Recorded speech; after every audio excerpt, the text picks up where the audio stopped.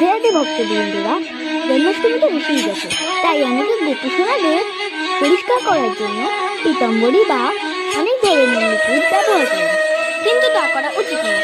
গোপুসোনাদের পরিষ্কার করার জন্য বেসন, মধু এবং গোলাপ জল ব্যবহার করা উচিত। সব মিশিয়ে একটা পেস্ট তৈরি করবেন। গোপুসোনাদের গায়ে মুখে ভালো করে মাখিয়ে দেবেন, 3-4 মিনিট রেখে দেবেন। তারপরে নর্মাল জল দিয়ে ভালো করে গা হাত পা ডলে ডলে ধুয়ে দেবেন। তারপরে গা হাত পা মুছে আপনি রেজাল্টটা দেখবেন। যারা যারা এই ভিডিওটি দেখছেন তারা কমেন্ট বক্সে রাধে রাধে লিখতে ভুলবেন না কিন্তু। একবার প্রেম সে বলো রাধে রাধে।